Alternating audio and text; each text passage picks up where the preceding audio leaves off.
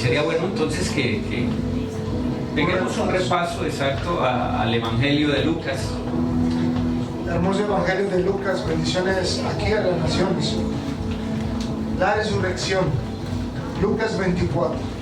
Vamos a leer, listo, Lucas 24, verso 1 en adelante.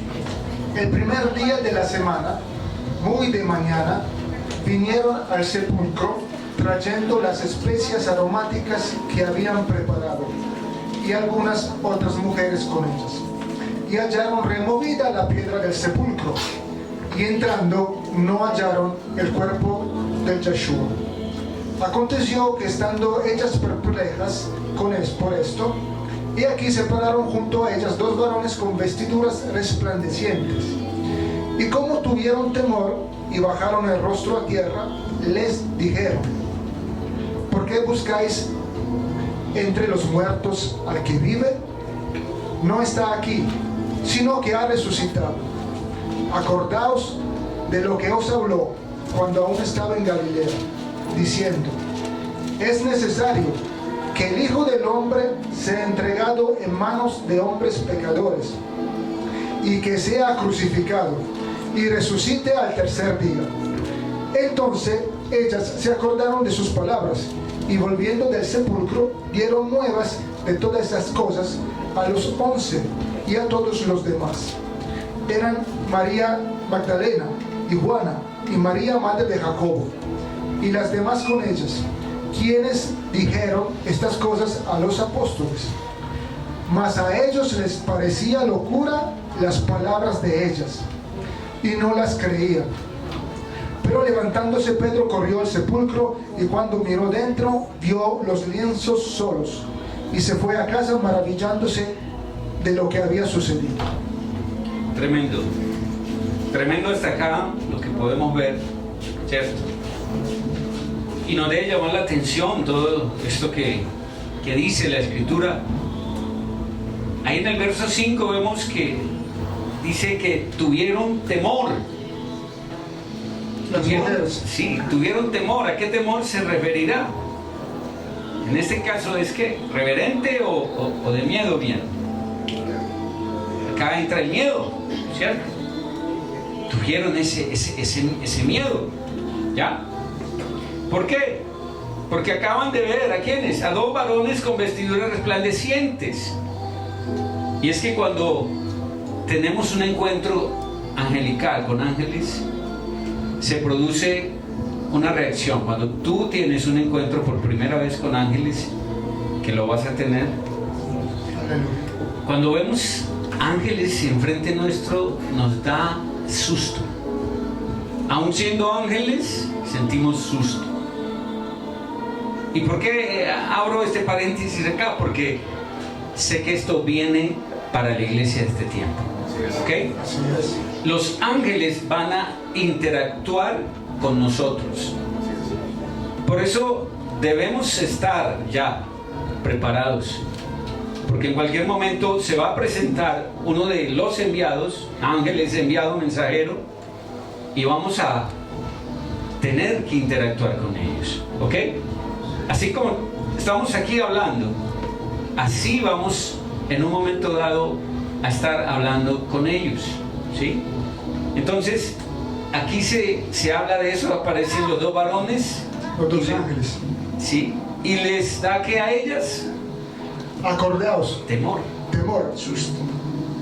Y es tremendo, ¿sabes, siervo? Porque los dos ángeles, ellos conocen, tienen conocimiento, y saben que arriba el Señor tiene el título de Rey de Reyes y Señor de Señores. Pero ellos miran como lo llaman acá, el Hijo del Hombre.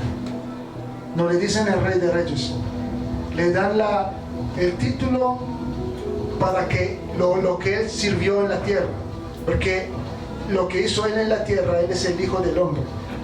Ahí no se presentó como Rey de Reyes. Claro. Y ellos mismos saben eso, tienen ese conocimiento, y le dan el título del Hijo del Hombre. Es tremendo porque el Hijo del Hombre es algo muy profundo el tema. El Hijo del Hombre tiene que ver con reconstrucción. Él vino a demoler lo que está mal, a cortar la mentalidad de los fariseos, porque ellos construyeron, entre comillas, muchos textos que no tienen nada que ver con la Torah real, escrita por el Espíritu Santo. Ellos inventaron un poco de reglamentos humanos, lo llaman Talmud y tendrá otros nombres. Y ellos, la mayoría, no sé cuántos de ellos en Israel y en el mundo, creen más al Talmud de ellos que a la misma Torah. Por eso que vino el Señor con la cara del Hijo del Hombre para tumbar, para cortar ese velo, ese Talmud, esa escritura hecha por hombres, y reconstruir lo que se había perdido, la raíz, hacer aflorar, hacer renacer la verdadera palabra, la verdadera Torah dada por Dios, dada por Elohim. ¿Sigue, amado? Sí. Ahora como dice, y verso 5, lea ahí, y como dice, tuvieron temor. Ahora, ese temor que estoy hablando de inicialmente cuando es los ángeles, porque puede que se presente delante de ti un ángel, ¿ya? Hay ángeles que son apariencia humana, sin alas, no son alados. O puede ser que se presente un arcángel, que ese sí es de par de alas, también aspecto humano, pero alado, con alas. O puede que se presente alguien diferente, querubín o serafín, ¿ya? Recuerden que Juan, el apóstol amado, y también Ezequiel, y también Isaías alcanzaron a verlos, y de estos varones interactuaron con ángeles. Eso mismo va a suceder. ¿Por qué? Porque el reino está esperando que nosotros nos sincronicemos en esa frecuencia, en esa sintonía, para poderlos ver, para poderlos escuchar. ¿Ok? Si no nos preparamos y llegamos a ese nivel de consagración, de santidad, no va a pasar nada. ¿Ok? No va a pasar nada. Más fácilmente escucharás la voz como Shaul, que acabamos de decir. Escucha la voz directa de Yeshua reprendiéndolo. Usted puede escuchar más fácil la voz de Yeshua reprendiéndolo que ver un ángel. ¿Sabía eso? Directamente entra él y reprende, ¿ya? Pero un ángel no viene a reprenderlo a usted. Recuerdan que aún los ángeles, llega y le dice el ángel, ¿a quién? A Hasatán le dice, Jehová te reprenda. Porque ellos no tienen la autoridad de reprender, de pelear, de combatir, y más a los hijos del Eterno, ¿cierto? Ellos nos pueden que exhortar o traer el mensaje, así dice Jehová sobre ti. ¿Estamos entendiendo? Mensajeros. Entonces ese temor primero que viene es un susto, pero cuando ya te das cuenta que no es un demonio sino que es un enviado del Eterno, también viene el temor, la reverencia, ¿ya? A algo celestial, a algo divino. Y es por eso que inmediatamente dice, ¿qué hicieron? Bajaron el rostro. Dice, como tuvieron temor, ¿qué dice? Léelo. Y como tuvieron temor y bajaron el rostro a tierra, les dijeron. Entonces de una vez le empezaron a hablar. Ajá. Mira, les dicen, ¿por qué buscáis entre los muertos al que vive? Y esta frase es tremenda porque a veces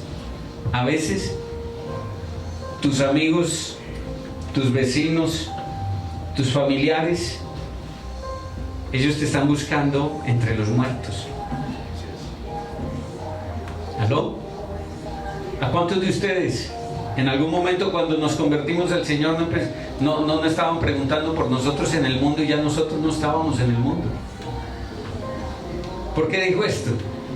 Porque el más amigo mío, que no sabía que yo me había convertido al Señor, en España, cuando vengo ya conociendo, él no sabía. Y me estaba buscando entre los muertos, ¿cierto? Y no alcanzaba a ver lo que había, porque el velo que tenía era el velo de Pablo, no alcanzaba a ver quién era Esteban. Y en ese momento, cuando he revelado lo que ya el Eterno había hecho conmigo, cae por tierra, ¿sí?, el velo, y sabe directamente que le quedaba una de dos: o venía conmigo tras Yeshua, o se quedaba solo en ese cementerio, ¿cierto?, entre los muertos, donde me quería encontrar.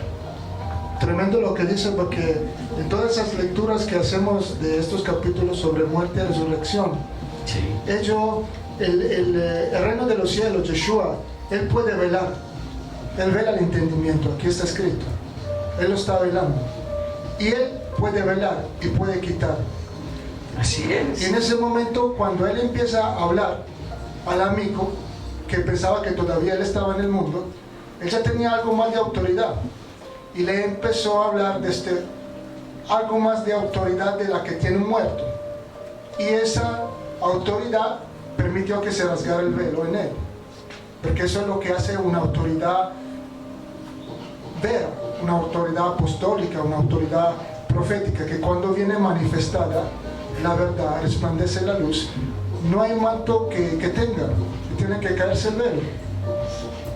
Y esa es la labor que tenemos que hacer nosotros, rasgar velos, hablando con la palabra de conocimiento, porque la palabra dice que aún los ángeles anhelan escuchar lo que hablan los hijos del Señor, porque ellos saben que nosotros tenemos la sangre, nosotros somos primicia. Ellos también fueron una creación anterior a la nuestra, pero nosotros somos la primicia. Por eso que el Señor vino aquí sobre esta tierra, porque tenemos la sangre del Mashiach. Si no hubiéramos tenido la sangre, no. Me hago la película y pienso que no. Pero si como tenemos la sangre y somos familia, si a usted le pasa algo grave a un familiar cercano, usted se queda en la casa o al hospital.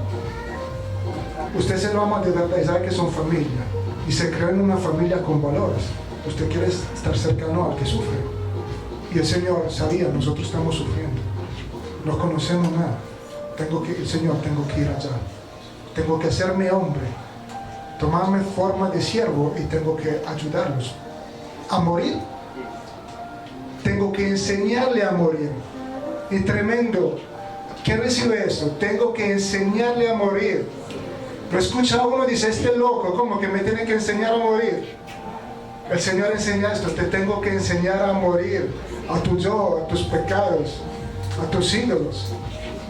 Y una vez que sea bien muerto y sepultado, viene lo mejor: te resucito.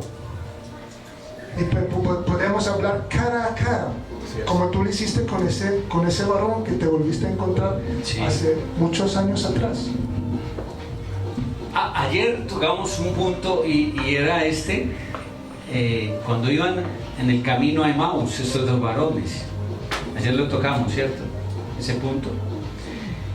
Y entonces vimos que Yeshua se les acerca, pero no les deja ver.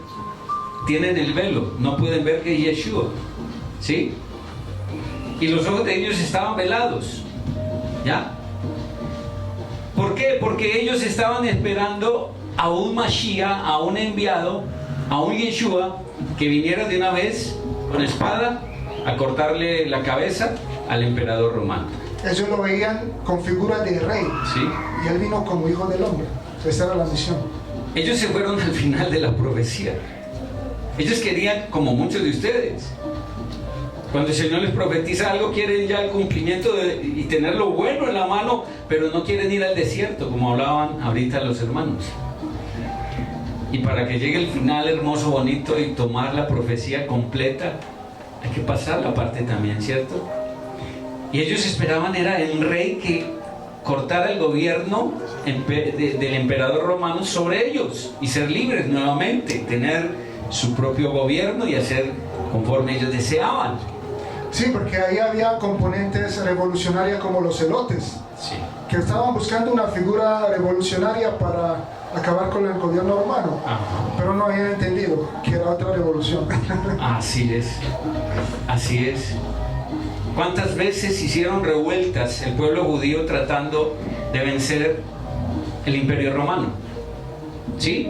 Y lo podemos ver, no solamente bíblicamente, sino en libros históricos, ¿cierto? Josefo es uno de ellos que prácticamente cuenta muy bien esta historia de las revueltas del pueblo judío. Los macabeos. Esa es una serie de tantas que hay escritas. Pero lo que nos debe llamar la atención aquí es que todo el pueblo de Israel, los judíos, estaban esperando un rey. Un rey. No el cordero. Escúcheme, querían ya de una vez el rey. Querían ser libres sin arrepentimiento. No se puede. No se puede llegar a ser coronado si no es porque primero ¿qué? Se hereda esa corona. Así es. La libertad que yo les doy no es la libertad del mundo. Ajá. No lo habían entendido. Él quería liberarlos de un peso de iniquidad que trajo Adán con el primer pecado. Entonces es donde ellos se sienten defraudados cuando ven que el rey que ellos creían que iba a vencer el imperio romano es crucificado. Y eso es lo que no entienden muchos cuando te vieron crucificado realmente. ¿Aló? Muchos cuando nos vieron crucificados, ¿qué dijeron? Realmente está acabado, ¿cierto? ¿Qué pensaron de ti cuando llegaste a conocer a Yeshua y empezaste a caminar? ¿Qué dijeron de ti? Yo me acuerdo que uno llamado, entre comillas, amigo en aquel tiempo, salieron unas palabras de ese amigo y me dice: no gires tu vida tanto en torno a Dios. Y yo le decía: ¿por qué? Porque si sigues así, girando tu vida tanto en torno a Dios, todo es iglesia, iglesia, iglesia, y tan todos los días detrás del pastor, vas a perder a tu esposa, me decía así. Y algo fuerte que me dice: es más, mira cómo estás de flaco. Claro, estaba pasando una prueba tremenda económica, fuertísima para el llamado que venía. Él no lo entendía porque él no sabía. Y me dice: mira cómo estás de acabado de flaco, no sea que tengas sida. Hasta allá llegaron las palabras de aquel que supuestamente había sido amigo. ¿Ya? Sí, se me metió, como decimos, al rancho, y ahí sí me calenté. Primera vez que sale ese gatito a rugir. Todavía era un gatito, todavía no era un león. Y me tocó ponerlo en su lugar y cortar la amistad. Pero cuando estaba ahí, ¿cierto? En ese momento, yo creo que él estaba viéndome crucificado, muriendo con Yeshua. Entonces, cuando estaba viéndome ahí crucificado, muriendo con Yeshua, lo mismo que le dijeron a Yeshua: este fracasado, dice que hijo de Elohim, del Eterno, si eres hijo de Dios, bájate. ¿A cuántos de ustedes le llegaron a decir así? ¿Cierto? Si eres hijo, ¿a cuántos de ustedes les han llegado a decir: si eres hijo de Elohim, del Eterno, de Dios, si eres hijo de Dios, ¿por qué estás sufriendo? ¿Por qué no tienes casa? ¿Por qué estás sin empleo? ¿Por qué estás aguantando hambre? Ese es el momento de la cruz. Aparentemente estamos ¿qué? Fracasados, cuando es el momento más glorioso y victorioso. Porque esa es la realidad de la verdadera evangelio que nos predican. Los falsos evangelios son los que están predicando que todo es bendición, que tú entras a una iglesia y empiezan a bendecirte con carro, becas, mujeres, esposas y todo eso. Es un falso evangelio. El verdadero evangelio te habla de esto: muerte y resurrección. Sí. Te tengo que enseñar a morir primero de darte las bendiciones aún de esta tierra. Primero tienes que morir. No te puedes morir con carros y todo eso, no.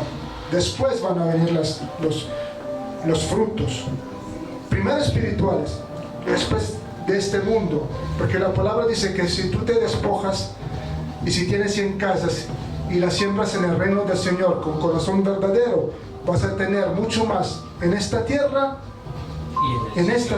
y en el cielo arriba.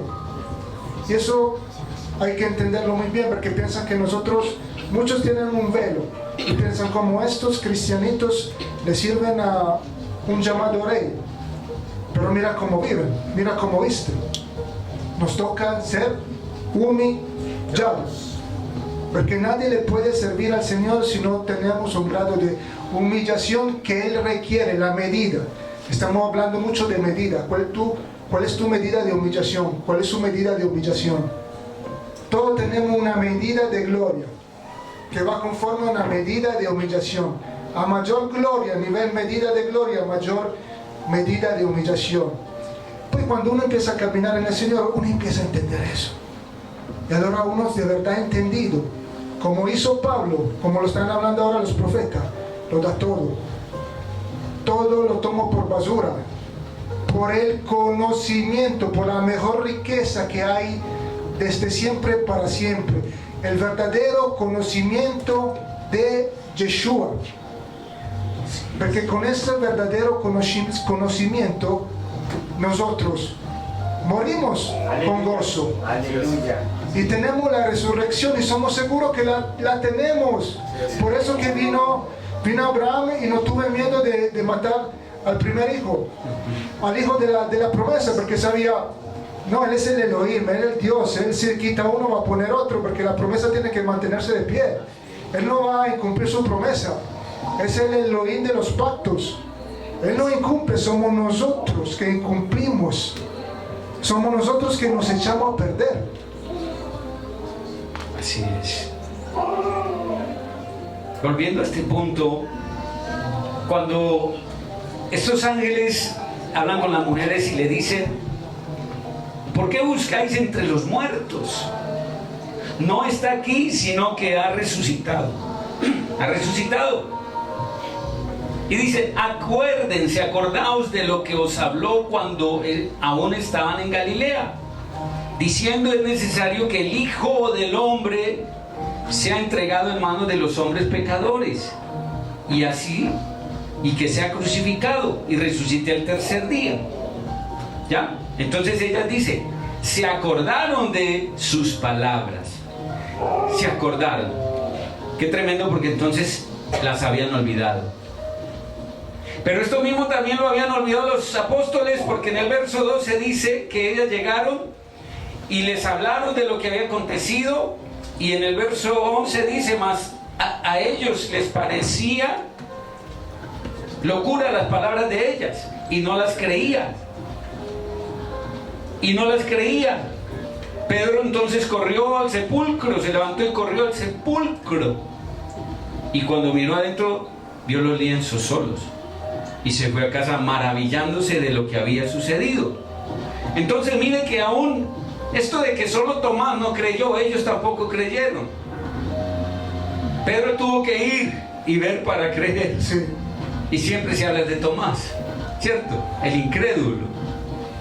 Pero mira que aquí nos demuestra que ellos también tuvieron esa incredulidad. Ese Pedro, personaje que escuchaba y el primero que se lanzaba del barco, Sí. para ver si era el Mesías allá en la playa. El primero que sale de la casa aquí donde estaba y va a ver si es de verdad. Porque de verdad, cuando no morimos a nosotros mismos, para nosotros ser llenos del Espíritu Santo, tener realmente esa medida del ruaj en nosotros, yo creo firmemente que esos 120 que estaban en ese templo estaban muertos. Se habían vaciado de las cosas de este mundo. Totalmente. Había renunciado totalmente. Sí. Por eso que vino el Ruach HaKodesh. A llenar. Nada puede ser Sí. llenado si no está vacío. Exacto. Exactamente. Como dice el profeta, nada puede ser llenado si no está vacío. Es lo que hace el Señor con nosotros. Tenemos que vaciarnos. Y cuando tenemos mucha unción y cuando tenemos que vaciar, porque si no Él ya no puede llenar más. Y yo quiero aceite nuevo. Y ese aceite, si se queda tanto tiempo estancado, Yo quiero aceite fresco, no quiero aceite ahí como un año menguando ahí. Hiede. Está putrefacto. Está putrefacto. Las moscas. Y esa es la revolución que quiere el Señor en la iglesia. Que la revolución es que haya una palabra que te mueva desde adentro, que te toque los cables. No muertos aquí, que la verdadera palabra profética cuando viene hablada te tiene que mover algo a vos, que te siente incómodo. La palabra profética incomoda. En una iglesia donde están todo bien, en una zona de confort, nos está moviendo el espíritu de la profecía. Total. Los tienen mansitico porque me sirve él, porque con los diezmos que me da él termino de pagar el carro. Excelente. La hija mía tiene que ir a estudiar a la universidad, espera un momentico. Viene el profeta, no, ya tengo que hablar con él, que esto no puede hablar porque allá no. Ya eso lo sabemos memoria. Pero eso no, el Señor va trayendo la iglesia restaurada que viene de la iglesia del primer siglo. La iglesia que te incomoda tanto que las prédicas son, tiene que morirte. ¿Qué pasó ahí? Excelente. ¿Qué pasó? Y si de verdad tú quieres servirle al Señor, tú lo haces. Así es. Y si no te interesa el Señor, te vas de ahí. Voy a mirar a un pastorcito ahí que no me hable tan fuerte, porque yo quiero vivir rico. Porque ahí hay velo. Esa persona que tú estás mencionando, escúcheme, la persona que no ha muerto tiene el velo. No ha sido rasgado su velo. Porque acuérdense que el velo es rasgado por la muerte de Yeshua. Cuando cada uno de nosotros morimos, no rasgamos el velo que Yeshua ya rasgó. Cuando nosotros morimos juntamente con Yeshua, a Yeshua le tocaba rasgar el velo del templo, o sea, la entrada directa con el Padre, para con el Padre. Ya ese está rasgado. Cuando morimos juntamente con Yeshua, Él rasgó ese velo para que tengamos entrada para con el Padre, pero yo debo rasgar mi velo. Exacto. ¿De qué? De la incredulidad, de la religiosidad y de todas las demás cosas que velan mi entendimiento.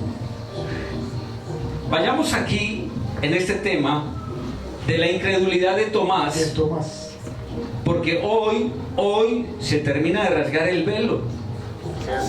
Y uno de los velos principales, aunque usted no crea hoy de que había incredulidad en usted.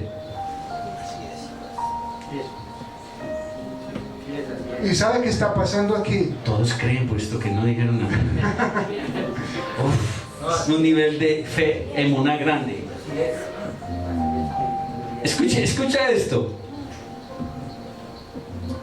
¿Quién de aquí cree que sí cree? Levante la mano. ¿Tú crees? Ok. Te podría preguntar, ¿cuántos muertos has resucitado? Te vuelvo a hacer la pregunta. ¿Entonces crees? ¿Aló? Y fácil decir, yo creo. Sí, ok, ¿tú crees? Sí, sí, ¿seguro? ¿Cuántos muertos han resucitado en el nombre de Yeshua? Y estoy hablando de algo pequeño. Resucitar un muerto en el nombre de Yeshua es algo pequeño. Grande es Juan 14:12. Ustedes harán cosas mayores que yo mismo no hice. Las que no hizo son grandes. Sí. ¿O no es así? Sí, sí. Leamos esta parte. Antes de leer esto, le voy a decir algo porque por ahí me se va. En este último tiempo, y ahora lo huelo, yo estoy oliendo mirra. Y a veces mirra con incienso, y me da como un picor a los ojos. Me pasa en casas, me pasa aquí, me pasó ayer. Pura redención.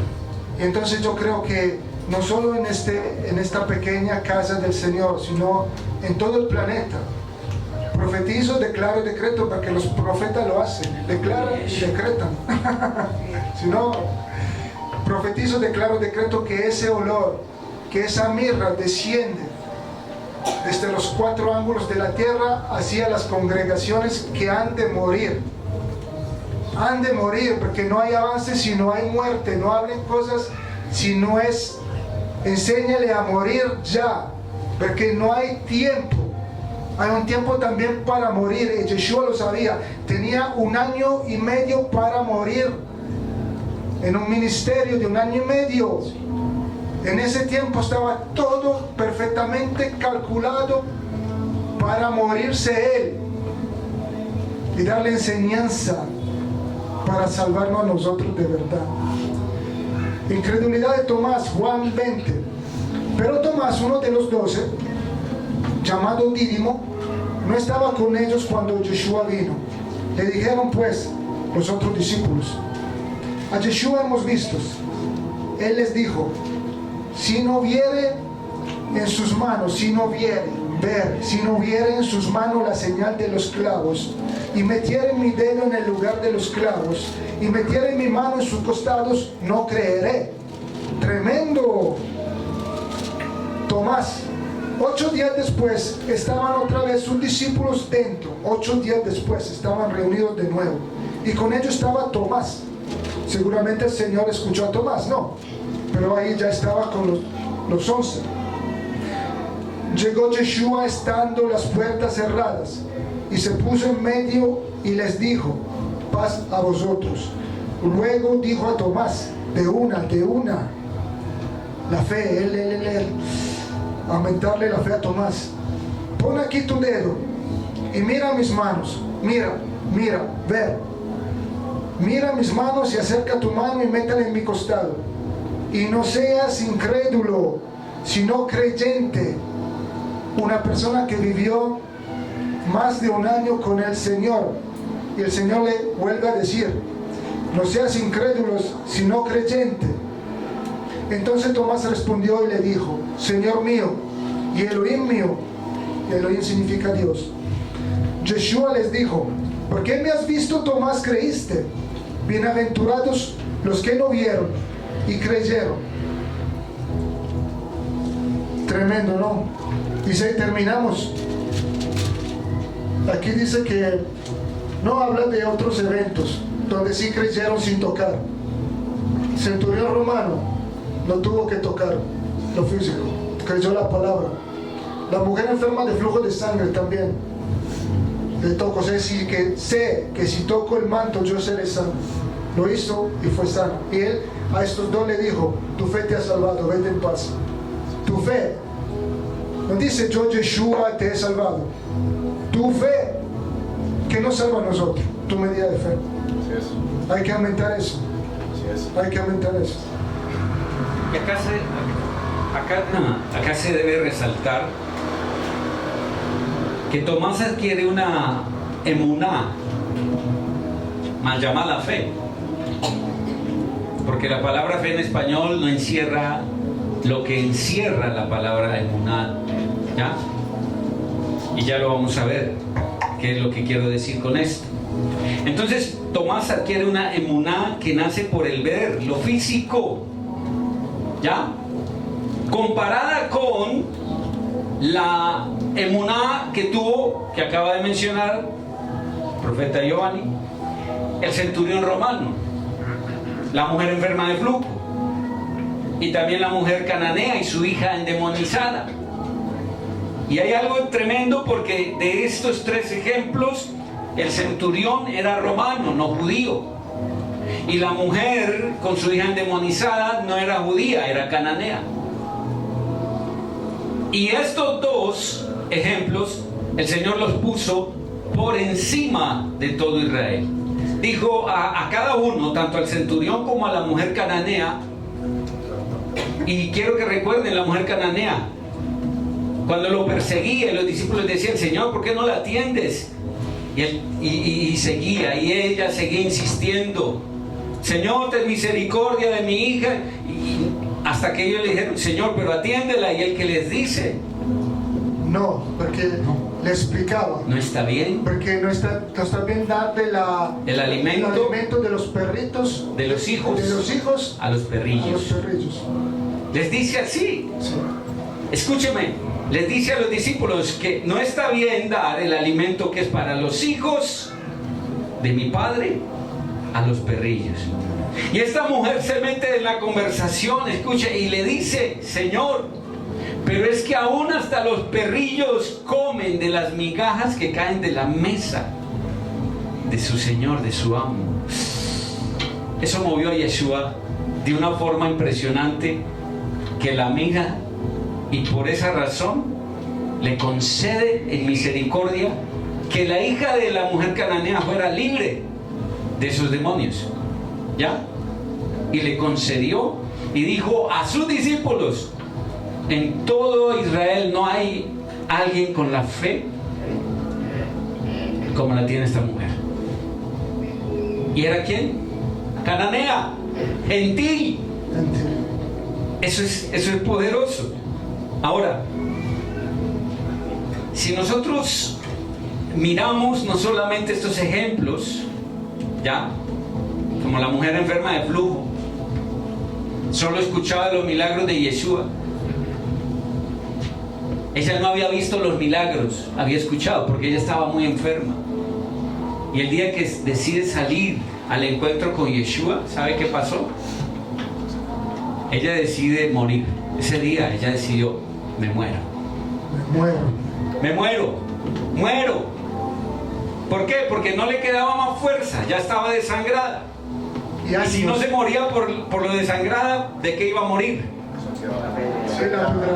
Apedreada. No podía tocar un rabino. Exacto, no podían tocar un maestro, no podían tocar un rabino, una mujer que tuviera flujo, ¿cierto? De sangre. Se expuso. Ese día ella murió. Ella murió a lo que ella creía y pensaba. Cuando toca el borde del manto de Yeshua, yo la puedo ver a ella desde ahí, crucificada con Yeshua. Ya anticipó.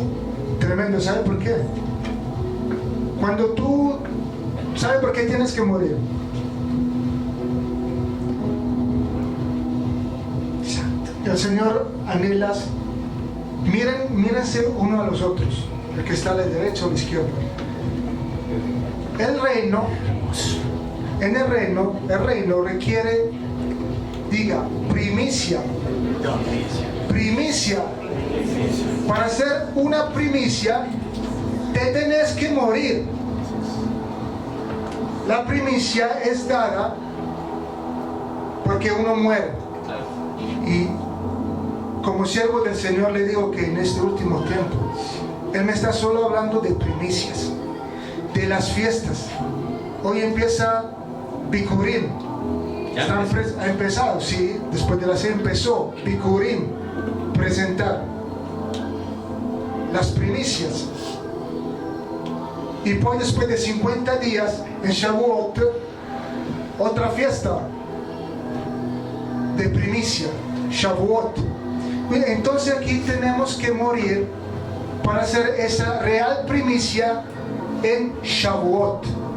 Shavuot es la fiesta del Espíritu Santo, no tengo dudas sobre eso.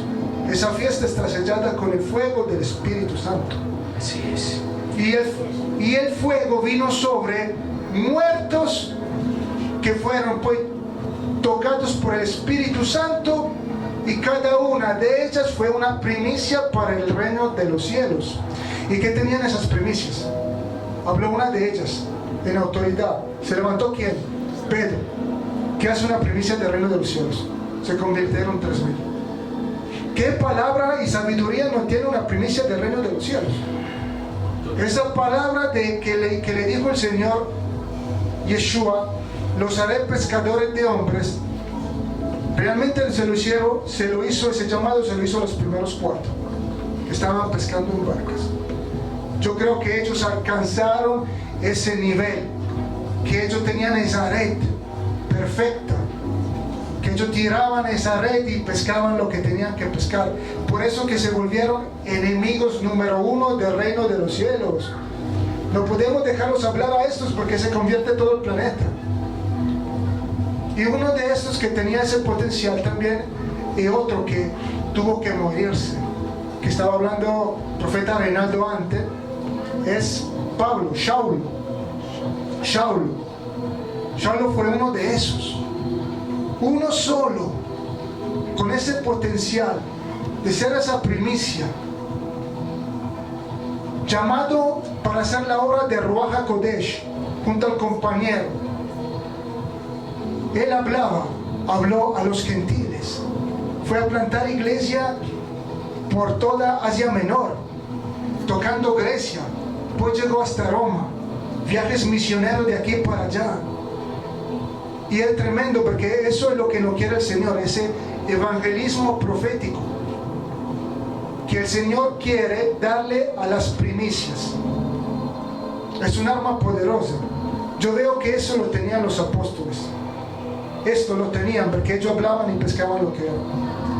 Venían, se convertían, no tenían que hacerle reuniones, postencuentros, discipulados número 30, y todavía están ahí que no han muerto, y se van de la iglesia y no vuelven, y si vuelven, vuelven peor. No, era una conversión real, verdadera, que duraba, que perduraba. Había una verdadera unción. Tenemos que morir. Cuando alguien no muere, cuando alguien no ha muerto, como decía ahora, tiene el velo todavía sin rasgar, es una persona que va de acá para allá y de allá para acá, sin importarle, escúcheme, el lugar donde Yeshua le puso. Escuchen bien esto. Es tan importante el lugar donde Yeshua te pone. No tú te pones, Yeshua te pone. Porque Él sabe que en ese lugar donde te puso es donde vas a encontrar todo lo que requieres para cumplir el propósito. ¿Aló? ¿Aló? Y si hay alguien que nació en una congregación, digámoslo así, lo llevaron a la fuerza a un lugar donde no debía estar, tranquilo, Yeshua lo hará trasladar. Yeshua hará el traslado, el trasplante, como quiere decirle, para el lugar donde Él sabe que será formado para que cumpla su propósito. Porque es en ese lugar donde tiene que aprender, ¿qué? El morir. Y encontrar, ¿sí?, ese sepulcro, esa sepultura, que juntos le ayudamos. Agradécele al hermano que te ayuda a morir, no el que te alcahuetea. Hay mucha gente equivocada. Hay demasiada gente equivocada que piensa que porque tú eres el pastor y no hiciste como él quería, él no te dice nada y se va y habla mal de ti, porque eso ha pasado aquí miles de veces. El hecho de que yo no te hable no quiere decir que no sepa. Hay cosas que el Padre me ha revelado y que tú has hablado a espaldas, y simplemente yo digo: Padre, perdónalo, porque no sabe lo que hace, porque todavía tiene el velo, porque todavía no ha muerto. Y oro por ti, aunque haya habido traición, oro por ti y te bendigo y te amo, y sé que muchos de ellos van a regresar y los aman. Y aún muchos también han pensado, aunque no me lo han dicho, el Señor me ha dejado ver, y piensa como el apóstol no ve, que se fue y regresó y ya lo puso a predicar. ¿Será así o no será así?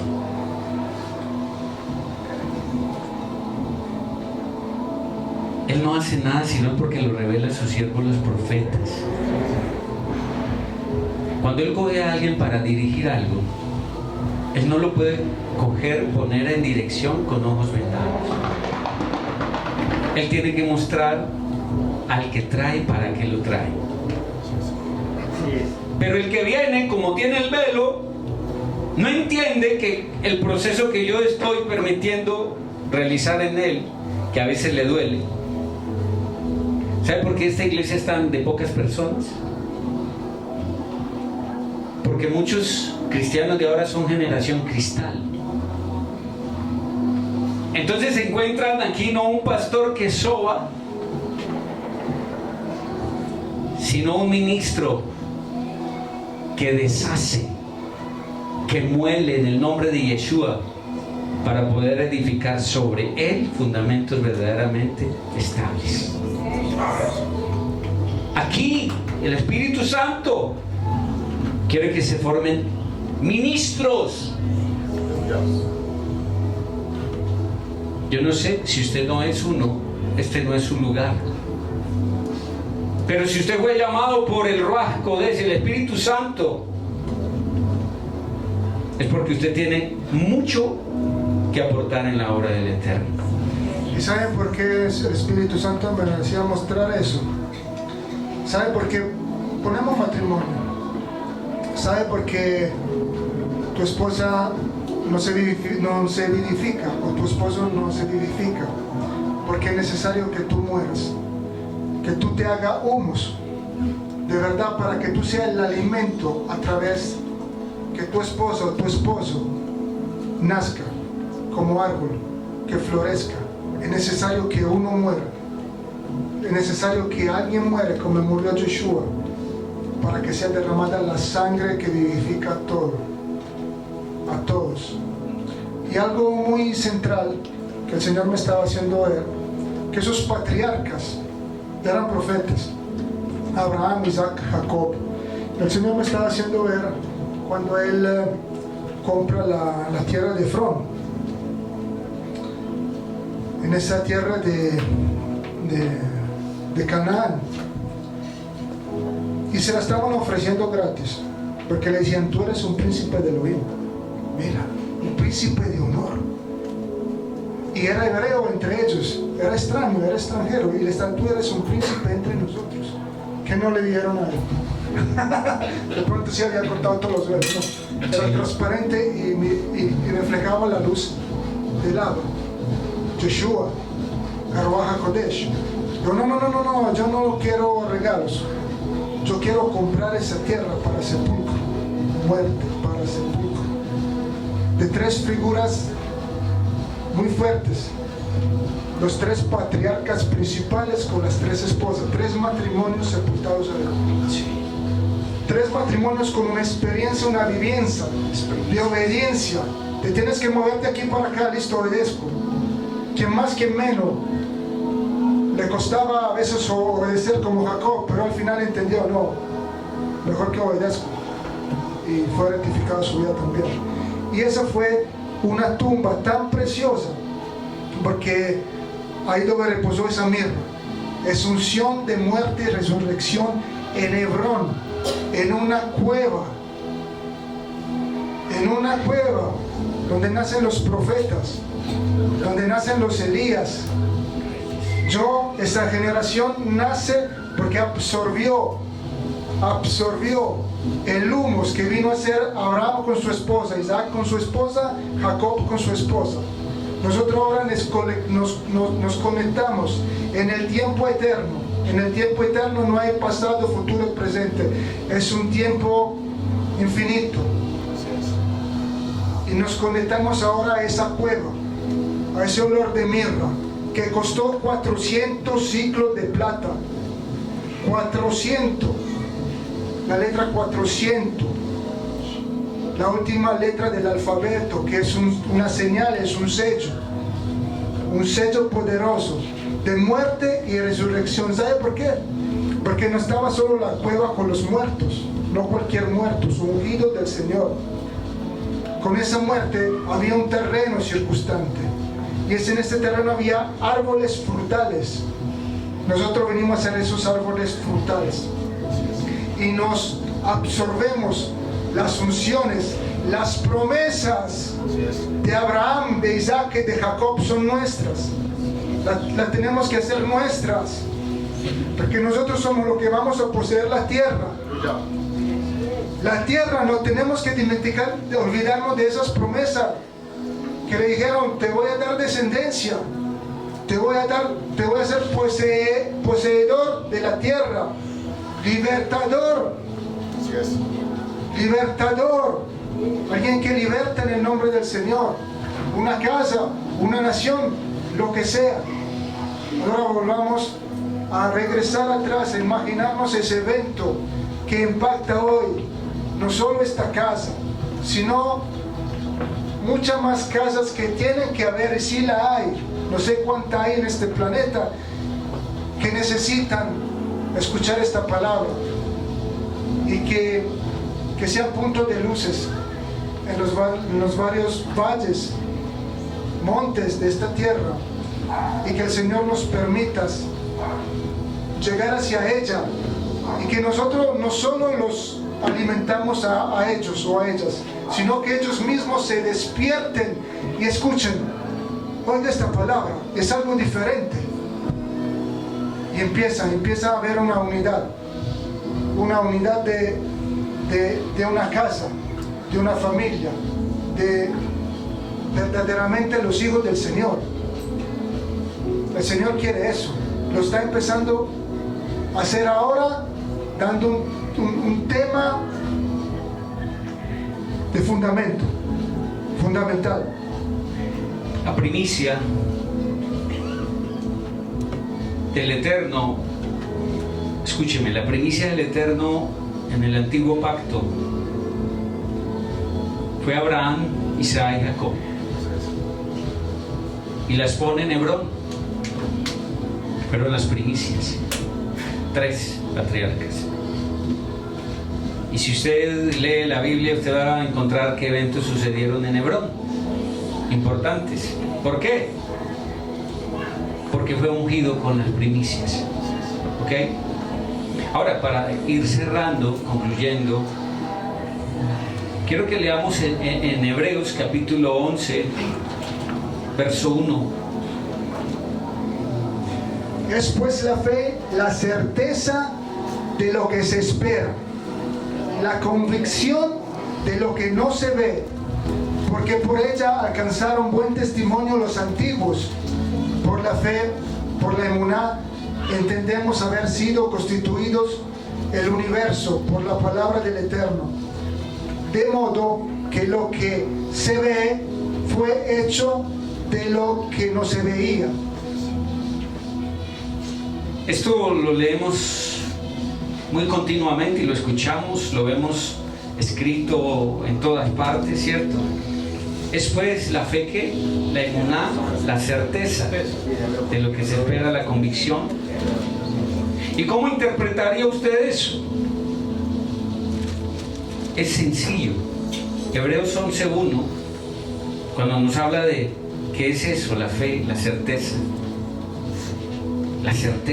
lo cierto, lo verdadero. La certeza, lo cierto y lo verdadero es Yeshua. ¿Ok? Es pues la emuná, Yeshua, la certeza de lo que se espera, la convicción, el estar convencido de lo que no se ve, ¿cierto? Es verdadero. ¿Ya? Y dice que por ahí alcanzaron buen testimonio los antiguos. Y si leemos Hebreos 11 más adelante, alcanzamos a ver la lista de todos aquellos que hicieron cosas por la emuná. Pero aquí vamos a saltar a cerrar esto, y es: ¿qué es fe? ¿Qué es emuná? Y muchos dicen, fe es que, podríamos preguntar, ¿para ti qué es fe? Creer, estar convencida de que algo que el Señor me ponga a hacer va a salir pues correcto, como dice, así hazlo. Es creer. Para ti, ¿fe qué es?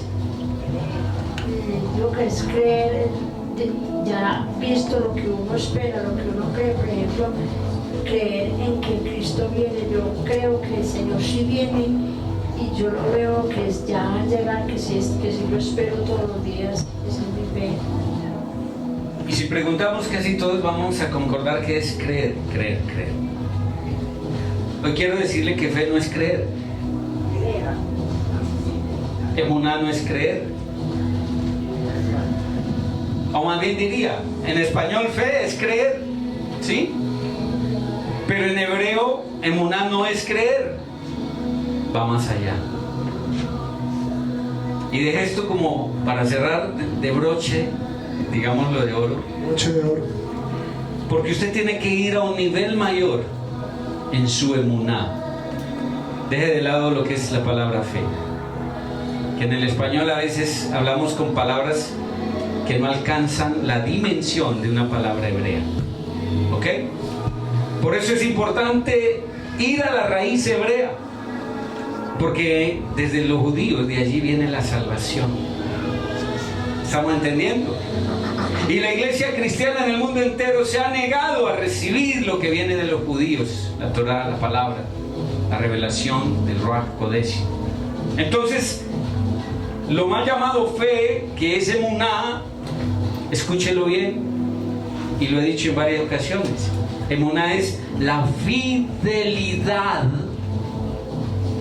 expresada en todas las formas del Eterno para conmigo, que me generan la confianza para creerle todo. No sé si usted acaba de entender. La emuná es esa fidelidad que Él me expresa en todas las formas que yo lo necesito. En amor, sentimentalmente, físicamente, económicamente, en revelación de lo que necesito entender, en todas las formas. Cuando Él se me expresa de esta forma, su fidelidad me la expresa en todas las formas que Él tiene, ¿ya? Eso entonces a mí me empieza a generar ¿qué? Confianza. Yo no creo en ti hasta que me empiezas a demostrar fidelidad. Si tú no me eres fiel, yo no confío en ti. Entonces no creo en ti, si vamos a usar la palabra creer. Pero si tú me manifiestas tu fidelidad, ¿qué empieza a pasar en mí? Aumenta la confianza. Empiezo a confiar. Y a medida que hay más fidelidad, y Él me va dando sin interés alguno todo lo que Él posee, voy a terminar así, recostado en su pecho. Juan lo entendió. Juan terminó recostado en el pecho de Yeshua, porque él sí alcanzó a ver la fidelidad de Yeshua. Por eso era el discípulo amado, porque pudo entenderlo. La fidelidad es la única forma de que tú y yo nos entendamos, de que tú y yo seamos uno solo. Pero si tú me traicionas, ¿cómo creo en ti? Si yo te traiciono, ¿cómo vamos a ser uno en Yeshua? Necesitamos ya empezar a entender que si no rasgamos ese velo, si no morimos, no puede venir una fidelidad del Eterno para mí. Y si yo no recibo la fidelidad del Eterno, jamás voy a poder ver. Porque realmente todo esto se resume, ya, esa confianza para creerle todo, se resume en, eso es ver. Ver. Y esta noche tenemos que terminar viendo. Yo no sé cuántos han entendido, pero si esta noche usted no alcanza a ver lo que el Eterno acaba de decir, no sé qué más necesita. No sé qué más necesitamos.